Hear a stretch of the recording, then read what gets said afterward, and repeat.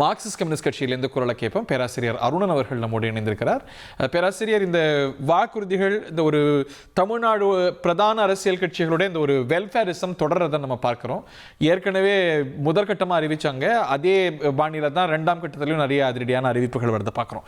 இதை தாண்டி விஜய் மீதான அட்டாக்கை தீவிரப்படுத்துகிறார் திரு எடப்பாடி பழனிசாமி. இந்த யுக்தியை எப்படி பார்க்குறீங்க? முதல்ல இந்த தேர்தல் வாக்குறுதிகள் ஒரு 5 புதிதாக கொடுத்திருக்காரு. 2வது கட்டமாக புறம் படித்தேன்.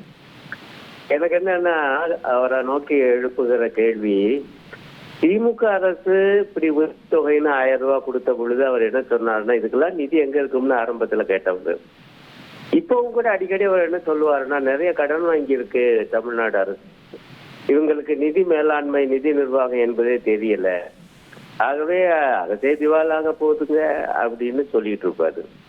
இப்ப இதெல்லாம் சொல்றாரு. இவர் ஆட்சிக்கு வர்றதுக்கும் தப்பி தவறி வந்தா அதே இவர் விவாதிச்சு அதே மோசமான நிதி தானே இருக்கும், நிலை இருக்கும். அந்த நிதியை வச்சுக்கிட்டு இதெல்லாம் எப்படி தருவாரு? அதுலயும் 3 சிலிண்டர் கேஸ் சிலிண்டர் தருவீங்க, அதெல்லாம் ஒரு பெரிய அளவுக்கு நிதி.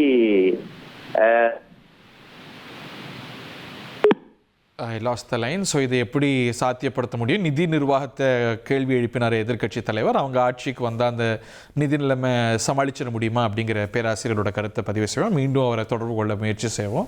இந்த வாக்குறுதிகளை 2ஆம் கட்டமாக அறிவித்திருக்கிறது.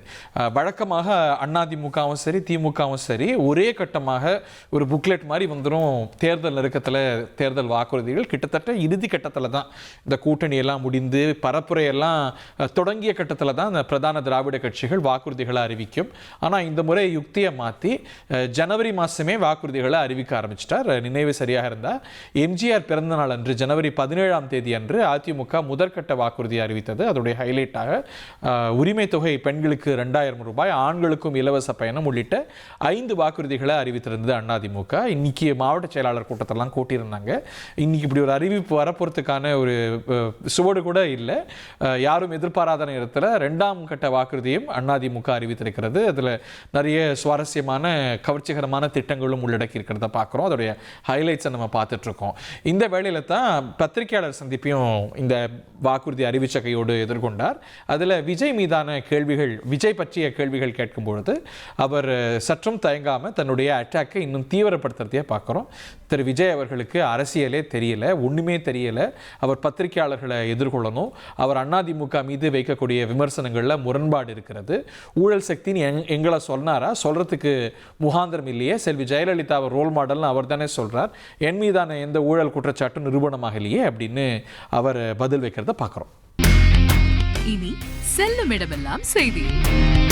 தந்தை டிவியின் வாட்ஸ்அப் சேனலை ஃபாலோ பண்ணினா செல்ல இருக்கும் இடமெல்லாம் செய்தி. இதோ QR கோட் இப்பவே ஸ்கேன் பண்ணுங்க, ஃபாலோ பண்ணுங்க.